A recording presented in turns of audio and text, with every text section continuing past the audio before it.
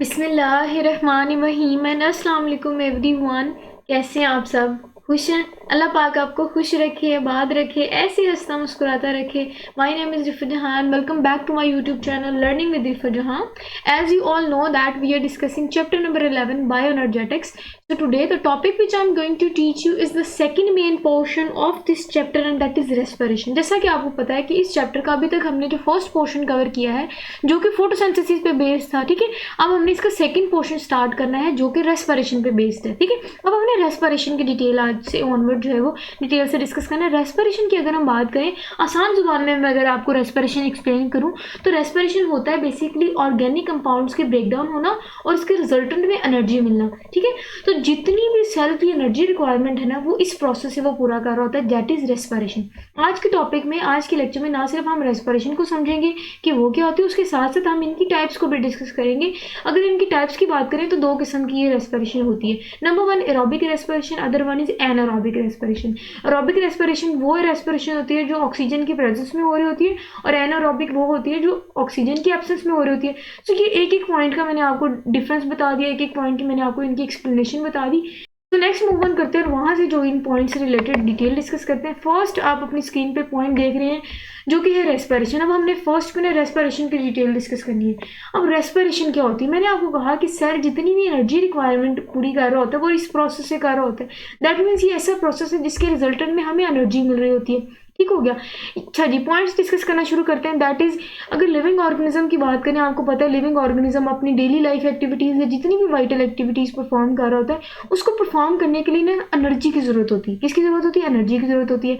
अब ये जो एनर्जी है ये कहाँ से लेते हैं लिविंग ऑर्गेनिज्म, ठीक है, या सेल्स कहाँ से लेते हैं?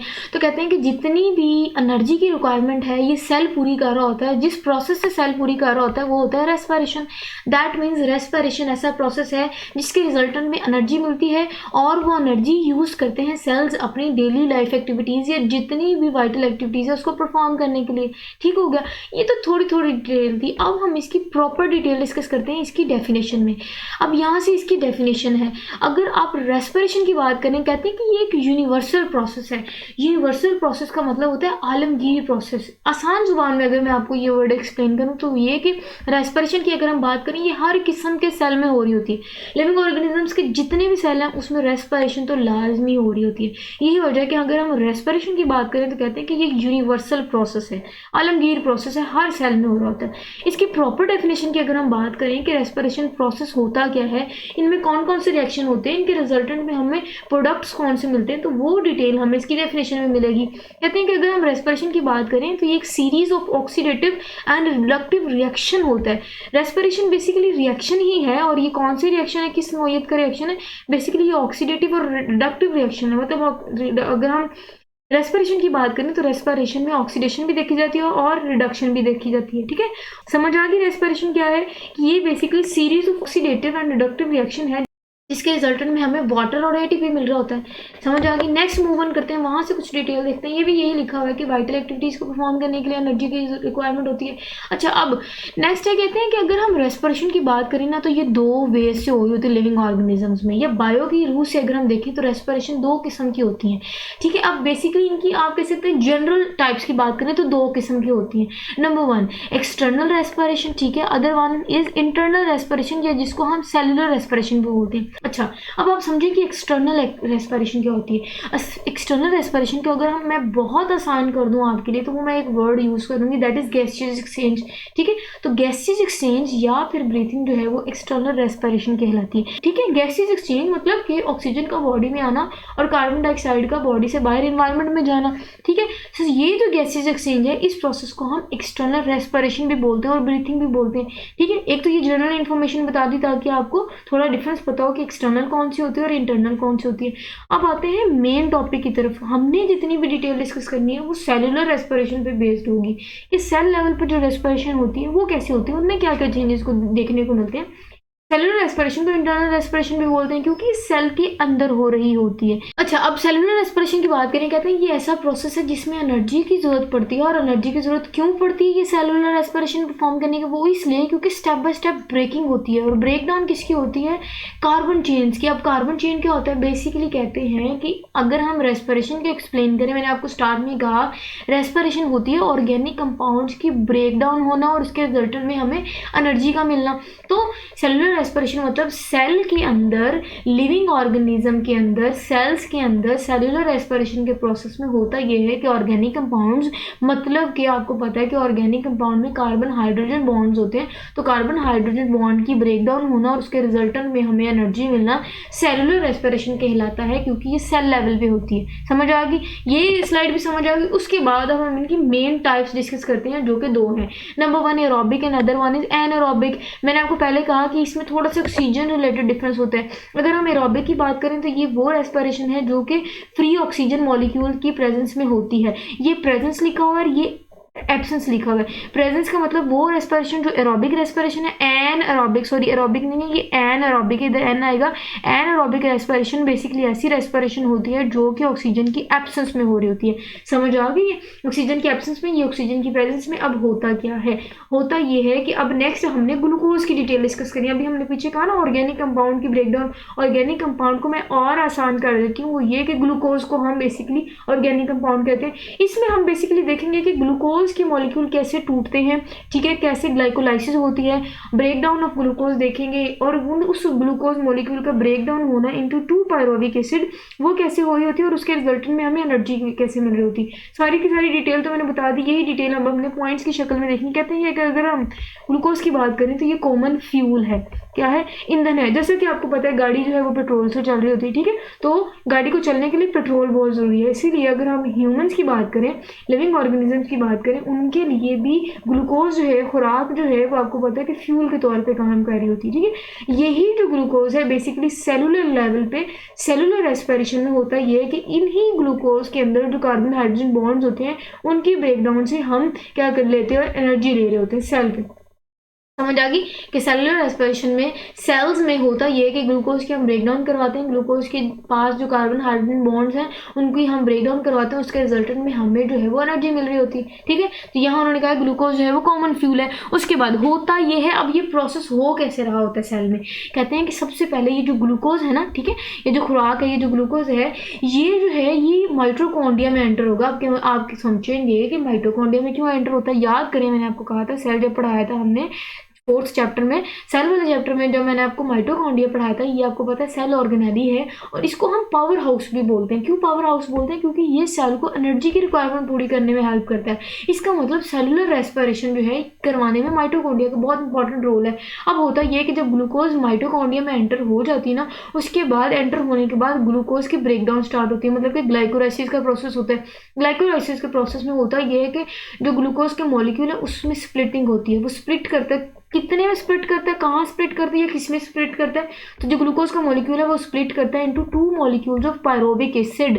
तो ये जो प्रोसेस है ना, ये सारे के सारा प्रोसेस हम देखेंगे कि इसमें ग्लाइकोलाइसिस बोलते हैं। हो कहाँ रहा होता है, ये तब स्टार्ट होता है जब ग्लूकोज है वो माइटोकॉन्ड्रिया में एंटर होती है और कन्वर्ट होती है इनटू 2 पायरुविक एसिड। ये जो ग्लूकोज की कन्वर्जन है या फिर ग्लूकोज की जो ब्रेकडाउन है और ब्रेकडाउन होने के बाद पायरुविक एसिड में जो कन्वर्जन है, इस प्रोसेस को हम ग्लाइकोलाइसिस बोलते हैं। और ग्लाइकोलाइसिस क्यों बोलते हैं? ग्लाइको मीन, आप हिंट ले लो, glyco mean sugar and lysis mean breakdown. इसका मतलब कि शुगर की ब्रेकडाउन का जो प्रोसेस है उसको हम ग्लाइकोलाइसिस बोलते हैं। और ये हो कहाँ रहा होता है, ये बेसिकली स्पेसिफिकली हम देखने को मिलता है साइटोसोल के अंदर, ठीक है। साइटोसोल के अंदर ब्रेकडाउन होती है, ये ग्लाइकोलाइसिस का प्रोसेस होता है। अब ग्लाइकोलाइसिस का प्रोसेस यहाँ से आप समझ जाएंगे। अभी पीछे हमने थ्योरी देखी, यहाँ इक्वेशन देखेंगे, आपको वो सारी की सारी डिटेल मजीद क्लियर होगी। अगर यहाँ आप देखें तो ये ग्लूकोज है। क्या है? ग्लूकोज है। ग्लूकोज मतलब C6H12O6, ये आपको पता है ग्लूकोज है। तो हमने कहा था जो ग्लाइकोलाइसिस है ये वही हम प्रोसेस अब बेसिकली इक्वेशन की शक्ल में देख रहे हैं। कहते हैं ग्लाइकोलाइसिस में ग्लूकोज जो है वो 2 मॉलिक्यूल में कन्वर्ट होता था। वो 2 मॉलिक्यूल पायरुविक एसिड थे। देख लें, ग्लूकोज की कन्वर्जन हमने देखी इंटू पायरुविक एसिड और उसके साथ साथ हमें एनर्जी मिलती है। हमने यही कहा था जैसे ही ग्लूकोज की ब्रेकडाउन होती है हमें एनर्जी मिलती है। तो यहाँ से आप देख सकते हैं एनर्जी मिलती है। उसके साथ ही 2NAD पॉजिटिव जो है वो कन्वर्ट होता है इंटू 2NADH2। अब आप कहेंगे कि यहाँ अगर आप ध्यान से देखें तो यहाँ देखो ना, यहाँ भी 6 है, ये भी 6 है, लेकिन अगर आप यहाँ देखें तो ये 4 और यहाँ 12 है। इसका मतलब 4 जो है, ठीक है, ये तो 2 है ना। अब बैलेंसी देखें तो जो 4 है वो हाइड्रोजन कहाँ गए, तो ये जो 4 हाइड्रोजन है वो बेसिकली यहाँ जाएंगे, तो वो जो 4 हाइड्रोजन के एटम है वो कन्वर्ट करेंगे 2NAD पॉजिटिव को इंटू 2NADH2। ठीक हो गया, एनर्जी हमें मिल गई। ये ग्लाइकोलाइसिस का प्रोसेस इक्वेशन में भी हमने देख लिया। अब नेक्स्ट हमने ना देखनी है कि पायरोविक एसिड की कैसे आगे फर्दर कन्वर्जन होती है। अब हमने बेसिकली पायरोविक एसिड की ब्रेकडाउन देखनी है। इसको देखने के लिए ना हम 3 मेजर वेज में इसको क्लासीफाई करते हैं। नंबर 1 अल्कोहलिक फर्मेंटेशन, ठीक है, other one is lactic acid fermentation और third one is aerobic respiration. अब आसान कर देती हूँ और आपके लिए वो ये कि अगर हम इन दोनों की बात करें तो ये बेसिकली एनारोबिक रेस्पिरेशन ही है। तो जब मैं आपको अल्कोहलिक फर्मेंटेशन या लैक्टिक एसिड फर्मेंटेशन पढ़ाऊंगी तो बेसिकली उनमें हमने एनारोबिक रेस्पिरेशन की डिटेल ही डिस्कस करनी है। और थर्ड पे आपको पता है कि हमने एरोबिक रेस्पिरेशन को डिस्कस करना है। समझ आ गई। मूव ऑन करते हैं फर्दर, वहाँ से जो है वो इस रिलेटेड डिटेल डिस्कस करते हैं। कहते हैं कि अगर हम, यही मैंने अभी आपको बात बताई कि जो फर्स्ट 2 है ना, जिसको अल्कोहलिक और हमने बोला था ये लैक्टिक एसिड और अल्कोहलिक, ये जो 2 है ये बेसिकली एनारोबिक रेस्पिरेशन ही है। और इसमें होता ये है कि आपको पता है कि ग्लूकोज की ब्रेकडाउन होना in the absence of oxygen, क्योंकि ये एनारोबिक है। मैंने आपको स्टार्ट में भी कहा था एनारोबिक ऐसी रेस्पिरेशन होती है जो ऑक्सीजन की एब्सेंस में होती है, ठीक है, और एरोबिक आपको पता है जो ऑक्सीजन की प्रेजेंस में होती है, ठीक है। तो कहते हैं कि ये कंप्लीट होती है और इसके रिजल्टेंट में हमें वाटर मिलता है और एनर्जी जो है वो रिलीज होती है। ये 2 आपको समझ आ गई कि यही जो है हमें वाटर की रिक्वायरमेंट पूरी करवाता है रेस्पिरेशन के साथ ही साथ हमें एनर्जी रिक्वायरमेंट पूरी करवा रहा होता है। हमने इसके डेफिनेशन में देख लिए थे, ये दोनों प्रोडक्ट्स मिलते हैं। उसके बाद फर्मेंटेशन को समझें। फर्मेंटेशन बेसिकली होता ये है कि पायरोविक एसिड का फर्दर 2 जगह कन्वर्ट होना। एक जगह हम देखेंगे लैक्टिक एसिड में कन्वर्ट होना, दूसरा अल्कोहल में कन्वर्ट होना, ठीक है। तो ये करवा कौन रहा होता है, ये NADH करवा रहा होता है। तो हम देखेंगे कि NADH जो है वो लैक्टिक एसिड फर्मेंटेशन में और अल्कोहलिक फर्मेंटेशन में अपना क्या रोल प्ले कर रहा है। This pathway operate anaerobically. कहते हैं कि अगर हम फर्मेंटेशन की बात करें, ये वो पाथवे है जो एनारोबिकली हो रहा होता है, मतलब in the absence of oxygen हो रहा होता है, ठीक है। तो हम फर्मेंटेशन की जितनी भी क्लासिफिकेशन देखेंगे उसमें हम देखेंगे कि ये बेसिकली एनारोबिक रेस्पिरेशन की ही टाइप है और उसमें हम देखेंगे कि ये in the absence of oxygen हो रही होती है। उसके बाद यहाँ से अब इनकी टाइप्स डिस्कस करते हैं। फर्मेंटेशन तो हमने आसान जुबान में कह दिया कि जी पायरोविक एसिड का कन्वर्ट होना, या तो अल्कोहल में कन्वर्ट होना या लैक्टिक एसिड में कन्वर्ट होना, और उसके रिजल्टेंट में हमें क्या मिलते हैं, हमें एनर्जी मिलती है। और ये जो है ये परफॉर्म करने में हेल्प करवा रहा होता है, ये रिड्यूसिंग एजेंट। और उसके साथ साथ हमने कहा कि ये क्योंकि एनारोबिक रेस्पिरेशन है तो ये ऑक्सीजन के एब्सेंस में हो रहा होता है। समझ आ गई। इसके अब डिटेल हम देख लेते हैं थ्योरी रिलेटेड। वो ये कहते हैं कि इन प्रीमिटिव सेल्स की बात करें या हम यूकैरियोटिक सेल्स की बात करें, स्पेसिफिकली सच एज यीस्ट के, यीस्ट में बात करें तो ये जो पायरोविक एसिड है जो कि हम स्टार्ट में ग्लाइकोलाइसिस के रिजल्टेंट में हमें ग्लूकोज जब कन्वर्ट होता है इंटू 2 पायरोविक एसिड। अब फर्दर वहाँ से आप देख सकते हैं ग्लाइकोलाइसिस के बाद अब हम फर्मेंटेशन डिस्कस करें। ग्लाइकोलाइसिस में ये था ग्लूकोज कन्वर्ट हुए पायरोविक एसिड में, अब पायरोविक एसिड आगे जो कन्वर्ट होंगे वो हम फर्मेंटेशन की टाइप्स डिस्कस करते हैं, ठीक है। अगर तो वो अल्कोहल में कन्वर्ट हो जाएगा पायरोविक एसिड तो हम कहेंगे अल्कोहलिक फर्मेंटेशन होगी। अगर तो पायरोविक एसिड लैक्टिक एसिड में कन्वर्ट हो जाएगा तो वो जो टाइप होगी वो लैक्टिक एसिड फर्मेंटेशन होगी। समझ आ गई। लेकिन फर्मेंटेशन में माइंड में आपने ये लेके आना कि पायरोविक एसिड का कन्वर्ट होना या कन्वर्जन ऑफ पायरोविक एसिड हम बेसिकली फर्मेंटेशन वाले प्रोसेस में डिस्कस करेंगे। और फर्मेंटेशन जो है वो स्पेसिफिकली ऑक्सीजन की एब्सेंस में हो रही होती है, इसीलिए एनारोबिक की हम डिटेल डिस्कस कर रहे हैं। अच्छा जी, होता यह है कि इसमें ना पायरोविक एसिड की ब्रेकडाउन हो रही होती है और ब्रेकडाउन होने के रिजल्टेंट में हमें अल्कोहल मिल रहा होता है, ठीक है। इसी वजह से हम इसको अल्कोहलिक फर्मेंटेशन बोलते हैं, क्योंकि हमें अल्कोहल मिल रहा होता है और अल्कोहल में भी स्पेसिफिकली एथेनॉल मिल रहा होता है, उसके साथ साथ कार्बन डाइऑक्साइड। अब अल्कोहलिक फर्मेंटेशन में भी आप देख रहे हैं फर्मेंटेशन का प्रोसेस आपने देखा ही होगा, ब्रेड फॉर्मेशन में भी फर्मेंटेशन का प्रोसेस होता है। अब ये जो थ्योरी हमने डिस्कस की इसको हम इक्वेशन के फॉर्म में देख लेते हैं। ये आप देख सकते हैं ये 2 मॉलिक्यूल हैं। किसके मॉलिक्यूल हैं? पायरोविक एसिड के मॉलिक्यूल्स और ये पायरोविक एसिड के मॉलिक्यूल। क्योंकि हम फर्मेंटेशन डिस्कस करें, आप जाहिर अल्कोहलिक डिस्कस करें तो ये पायरोविक एसिड कन्वर्ट होगा इनटू एथेनॉल और ये देख सकते हैं यहाँ पे एथेनॉल मेंशन किया, उसके साथ साथ हमें कार्बन डाइऑक्साइड भी मिलती है। और यहाँ क्या देखने को मिलता है, यहाँ ये होता है कि 2NADH2 जो है वो कन्वर्ट होता है इनटू 2NAD पॉजिटिव, ठीक है। ये चेंजेस हो रहे होते हैं सारे के सारे, हमने डिस्कस कर लिया। नेक्स्ट हम जो टाइप डिस्कस करने that is lactic acid fermentation. अब समझ आ गई, मैं बार बार एक्सप्लेन कर रही हूँ कि इसमें क्या होगा कि जो ईच पायरोविक एसिड है ये कन्वर्ट होगा, किस में कन्वर्ट होगा, ठीक है। कन्वर्जन ही हम डिस्कस कर रहे थे, पायरोविक एसिड की कन्वर्ट होगा इनटू लैक्टिक एसिड और लैक्टिक एरोबिक एसिड जो है वो C3H6O3 है, ठीक है। और ये सारे का सारा प्रोसेस जो है वो in the absence of oxygen gas होगा। बार बार इसलिए मेंशन कर रही हूँ क्योंकि हम फर्मेंटेशन को डिस्कस कर रहे हैं, और फर्मेंटेशन जो है वो एनारोबिक रेस्पिरेशन की ही टाइप है, ठीक होगा, जो कि एब्सेंस में हो रही होती है। अब ये जो थ्योरी हमने डिस्कस किया, अब हम इक्वेशन की फॉर्म में डिस्कस कर लेते हैं। ये जो आपको नजर आ रहा है ये बेसिकली पायरोविक एसिड है, और 2 पायरोविक एसिड के मॉलिक्यूल दिखाए हैं। ईच वन का हर पायरोविक एसिड एक लैक्टिक एसिड में कन्वर्ट करेगा। तो ये क्योंकि 2 मॉलिक्यूल थे इसलिए ये 2 लैक्टिक एसिड में कन्वर्ट हुए, समझ आ गई। और इसमें क्या होता है, इसमें जो है वो रिड्यूसिंग एजेंट जो कि 2NADH2 है, ये कन्वर्ट होगा इनटू 2NAD पॉजिटिव, ठीक हो गया। ये चेंजेस डिस्कस कर ली। अब हमने सिग्निफिकेंस डिस्कस करनी है अल्कोहलिक की और लैक्टिक एसिड की, और हम देखेंगे कि इसके रिजल्टेंट में हमें मिलता क्या है, ठीक है। पहली बात कहते हैं कि अगर हम इन दोनों की यील्ड की बात करें, मतलब कि अगर हम इन दोनों की प्रोडक्ट की बात करें तो हमें स्मॉल अमाउंट ऑफ एनर्जी मिलती है, ठीक है, फ्रॉम ग्लूकोज मॉलिक्यूल। अब बेसिकली पायरोविक एसिड भी तो ग्लूकोज मॉलिक्यूल की एक फॉर्म है, तो कहते हैं कि इसमें लैक्टिक एसिड फर्मेंटेशन की बात करें, अल्कोहलिक की बात करें, इसके रिजल्टेंट में हमें प्रोडक्ट जो मिलता है वो एनर्जी ही है।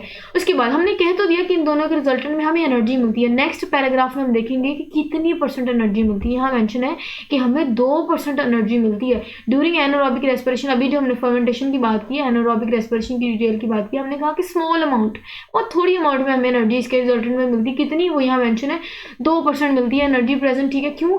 क्योंकि ग्लूकोज के अंदर जितने भी केमिकल बॉन्ड्स हैं उनकी जो ब्रेकडाउन होती है उसके रिजल्टेंट में हमें 2% जो है वो एनर्जी मिलती है। हम 2% एनर्जी की बात करिए। अब एनर्जी हम जो बोल रहे हैं ये बेसिकली ATP है, जिसको हम एडिनोसिन ट्राइफॉस्फेट बोलते हैं। आसान जबान में ये कि ग्लूकोज के अंदर जो केमिकल बॉन्ड्स या फिर CH बॉन्ड की आप बात करें, वो जो ब्रेकडाउन होती है उसके रिजल्टेंट में हमें जो एनर्जी मिलती है, जो कि हमने कहा एनारोबिक में 2% होती है, वो है कि वो बेसिकली ATP की फॉर्म में कन्वर्ट होती है, और ATP फॉर्म में हमें मिल रही होती है। ATP जो है वो बेसिकली एडिनोसिन ट्राइफॉस्फेट है, ये फुल फॉर्म है, ये नीचे दिखा हुआ है ATP शॉर्ट फॉर्म। कह रहे हैं कि फर्मेंटेशन की अगर हम बात करें, फर्मेंटेशन में in the absence of oxygen जब ग्लूकोज कन्वर्ट होगा, जब ग्लूकोज की ब्रेकडाउन होगी, उसके रिजल्ट में हमें 2 ATP के मॉलिक्यूल मिलेंगे। वो 2 ATP के मॉलिक्यूल जो है वो 14.6 किलो कैलोरी के बराबर है, समझ आ गई। अब ये भी यही लिखा हुआ है कि फर्मेंटेशन जो है वो एक वे है जिसमें हमें ATP मिल रहा होता है, और ऑक्सीजन की एब्सेंस में। ऑक्सीजन जो है वो टेम्पररी लिमिटेड सप्लाई में होते हैं, लेकिन आप यही कह सकते हैं इनडायरेक्टली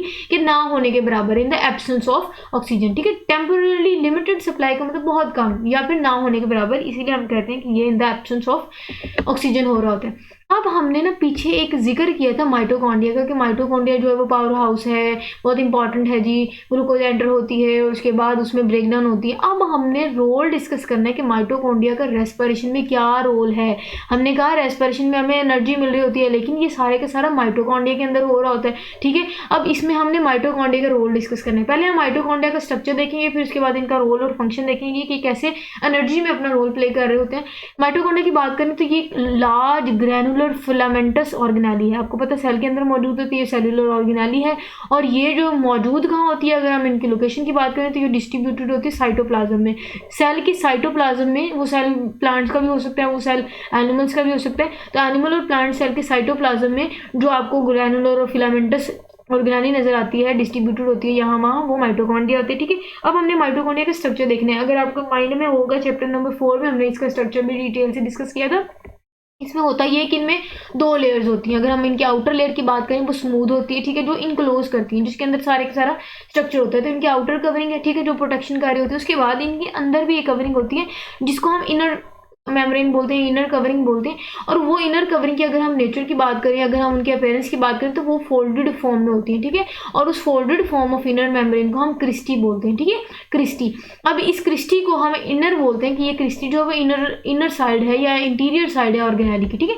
तो अंदर वाली जो लेयर है उसको हमने क्रिस्टी बोला, वो इनफोल्डेड है, इनर मेम्ब्रेन भी बोलते हैं। और आउटर जो है वो बिल्कुल आप कह सकते हैं प्रोटेक्शन का होता है, आउटर मेम्ब्रेन होती है। माइटोकॉन्ड्रिया का स्ट्रक्चर समझ आ गया, ठीक है। अब हमने ये भी देख लिया कि फिलामेंटस है, ग्लैनुलर है और साइटोप्लाज्म में स्प्रेडेड होता है।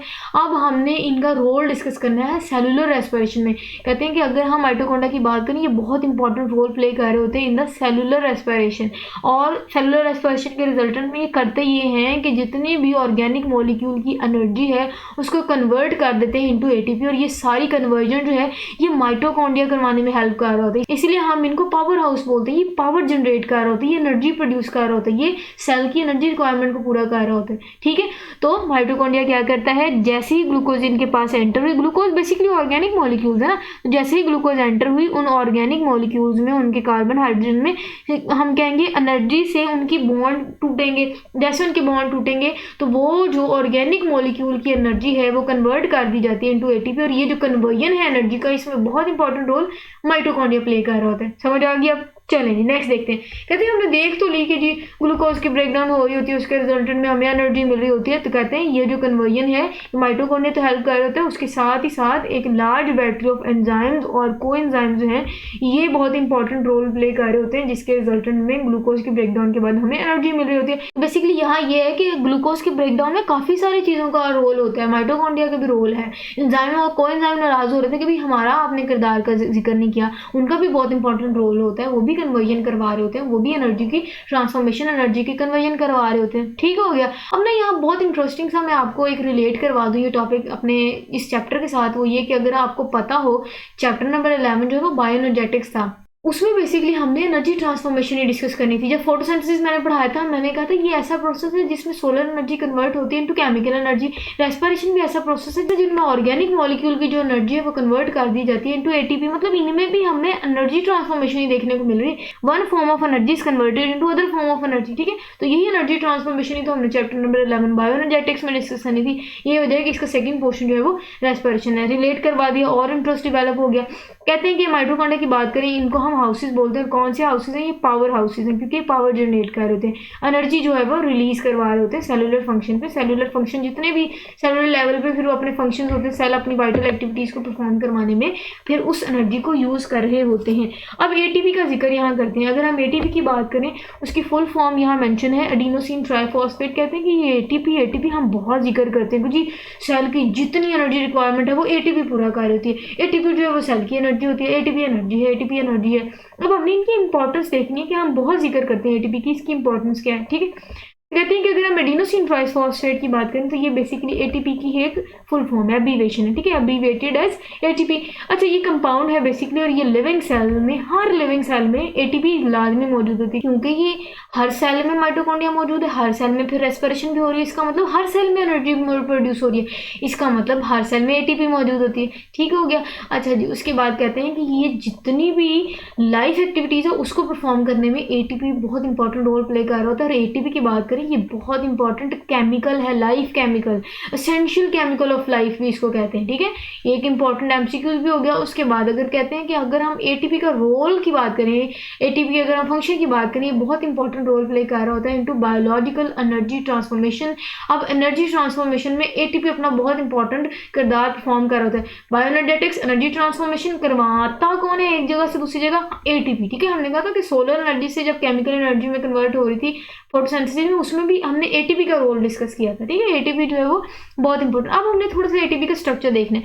कहते हैं कि एटीपी में एडिनोसिन ट्राई मीन 3 फॉस्फेट, इसका मतलब इसमें 3 फॉस्फेट हैं। ठीक है, एडिनोसिन की भी हम डिटेल आगे स्ट्रक्चर की देखते हैं। अच्छा, P stands for entire phosphate group. जितना जो पी का जिक्र है ना, वो इसका मतलब है कि इनमें फॉस्फेट ग्रुप है। ठीक है, एक पी पे ना फॉस्फेट ग्रुप की वो रिप्रेजेंटेशन कह रहे हैं। नेक्स्ट कहते हैं सेकेंड और थर्ड पी की अगर हम बात करें, वो जो फॉस्फेट है वो ये रिप्रेजेंट कर रहे होते हैं कि जो हाई एनर्जी बॉन्ड है ना उसको रिप्रेजेंट कर रहे होते हैं। इसका मतलब इसमें जो 3 फॉस्फेट है, इसमें एक जो फॉस्फेट है वो फॉस्फेट ग्रुप को रिप्रेजेंट कर रहा है। उसके अलावा अगर हम ट्राई में दूसरा और तीसरे फॉस्फेट की बात करें, ये जो है ये बेसिकली हाई एनर्जी बॉन्ड होता है। ठीक है, एटीपी का हाई एनर्जी बॉन्ड। ठीक है, तो अब अगर हम एटीपी की मॉलिक्यूल की बात करें तो कहते हैं कि एटीपी के मॉलिक्यूल्स के अगर बॉन्ड्स की बात करें, जब इनके बॉन्ड्स टूटेंगे तो उसके रिजल्ट में हमें एनर्जी मिलेगी। ठीक है, अब नेक्स्ट वो ये मेंशन करें कि कितनी एनर्जी मिलेगी। ठीक है, कहते हैं कि अगर हम एटीपी में टर्मिनल, बिल्कुल टर्मिनल लास्ट पे अगर हम एक फॉस्फेट को कटवा दें या रिलीज करवा दें, जब एक फॉस्फेट रिलीज होगा तो हमें कितनी एनर्जी मिलेगी? हमें 7.3 किलो कैलोरीज की एनर्जी मिलेगी। आपने पीछे भी प्रीवियस क्लासेस में भी डिस्कस किया था, जब एटीपी में एक हम फॉस्फेट रिलीज कर देंगे, जब एटीपी एडीपी में कन्वर्ट होती है, मतलब एक फॉस्फेट अलग हो जाता है, तो उसके अलग होने से, उसके रिलीज होने से हमें जो एनर्जी मिलती है वो कितनी मिलती है? 7.3 किलो कैलोरीज ऑफ एनर्जी मिलती है। उसके साथ साथ जब फिर एडीपी आगे फिर एएमपी में कन्वर्ट होगा, मतलब एडिनोसिन मोनोफॉस्फेट में, तब भी हमें 7.6 किलो कैलोरी की एनर्जी मिल रही होती है। समझ आ गई। कहते हैं कि अगर हम फॉस्फेट की बॉन्ड्स की बात करें तो जो फॉस्फेट का बॉन्ड होता है ना वो हाई एनर्जी बॉन्ड होता है, ठीक है, और सेल में जितनी भी एनर्जी रिक्वायरमेंट होती है वो फिर बहुत हाईली कैपेबल होते हैं उस एनर्जी की रिक्वायरमेंट को पूरा करने के लिए। एटीपी की बात करें तो कहते हैं कि स्मॉल स्पेस में ये बहुत हाई एनर्जी की रिक्वायरमेंट को पूरा कर रहे होते हैं। कहते हैं कि जितने भी वेरियस सेलुलर लेवल पे जितने भी फंक्शन को परफॉर्म करने के लिए एनर्जी की रिक्वायरमेंट होती है वो एनर्जी की रिक्वायरमेंट ये जो एटीपी के अंदर मौजूद फॉस्फेट के बॉन्ड्स हैं वो एबिलिटी रखते हैं कि उनको परफॉर्म करवा सकें। समझ आ गई ये स्लाइड भी। नेक्स्ट अब हमने एग्जांपल डिस्कस करनी है कि एटीपी कौन कौन से फंक्शंस परफॉर्म कर रहे होते हैं। अभी हमने रिसेंट डिस्कस किया कि जितने भी सेल के फंक्शन है वो एटीपी परफॉर्म करवाने में हेल्प कर रही होती है। भाई कौन कौन से, अब वो हम उसकी डिटेल देखते हैं कि कौन कौन से फंक्शन जो है वो एटीपी परफॉर्म करवाने में हेल्प कर रहे होते हैं। नंबर 1 कहते हैं कि synthesis of more complex compound. एक तो एटीपी ना बहुत हाई कम्प्लेक्स कंपाउंड की फॉर्मेशन करवाने में भी अपना बहुत इंपॉर्टेंट रोल प्ले कर रहे होते हैं। नंबर 2 एक्टिव ट्रांसपोर्ट, ठीक है, एक्टिव ट्रांसपोर्ट करवाने में जितना भी एक्टिव ट्रांसपोर्ट होता है सेलुलर लेवल पे वो भी एटीपी परफॉर्म कर रही होती है क्रॉस द सेलुलर मेम्ब्रेन, ठीक है। उसके बाद जितने भी मस्कुलर कंट्रैक्शन होती है, अब आपको पता है कि ह्यूमंस वॉक कर रहे होते हैं, मूव कर रहे होते हैं, मसल कंट्रैक्शन देखी जाती है, ठीक है। सो मूवमेंट, बैठना, उठना, लेटना, सोना, जितने भी मस्कुलर कंट्रैक्शन होती है वो सारी की सारी एटीपी परफॉर्म करवा रही होती है, एटीपी हेल्प कर रही होती है मसल कंट्रैक्शन में भी। इसी तरह यहाँ नर्व आना है तो नर्व कंडक्शन के लिए भी एटीपी अपना रोल परफॉर्म कर रही है। जितनी भी नर्वस कंडक्शन होती है वो सारी की सारी भी एटीपी परफॉर्म करवाने में हेल्प कर रही होती है। अब हमने कंपोजिशन की बात करनी है बेसिकली। अब हमने एटीपी का स्ट्रक्चर डिस्कस करना है। अगर हम एटीपी की बात करें, एक तो मैंने आपको बता दिया कि इसमें 3 फॉस्फेट ग्रुप होते हैं। अब हमने इतना तो इनका स्ट्रक्चर पहले देख लिया। अब हमने एटीपी जैसे एडिनोसिन बोल रहे ना उसको हम देखते हैं। कहते हैं कि अगर हम एटीपी की मॉलिक्यूल की बात करें इसमें एक तो प्यूरिन का बेस आ जाता है। प्यूरिन बेस स्पेसिफिकली इन्होंने एडिनिन बोला, ठीक है। एडिनिन आ जाता है, 5 कार्बन शुगर राइबोज आ जाता है, ठीक है। आसान जुबान में एटीपी में 3 चीजें होती हैं, ठीक है। वो ये कि अब आपको पता है कि 3 एक तो फॉस्फेट ग्रुप होते हैं। अब एडिनोसिन याद करें, यहाँ मैंने आपको जब एब्रीविएशन दिखाया था एडिनोसिन ट्राइफॉस्फेट, एक तो हमने कहा इनमें 3 फॉस्फेट ग्रुप लगाते हैं, ठीक है। एडिनोसिन में ना 2 चीजें आ जाती है, एडिनोसिन में 2 चीजें आ जाती हैं। नंबर 1 हमने अभी यहाँ कहा एडिनोसिन में एक तो एडिनिन आ जाता है, ठीक है, एडिनोसिन, उसके बाद राइबोज। तो एटीपी की कंपोजिशन की बात करें इनमें 3 चीजें होती हैं।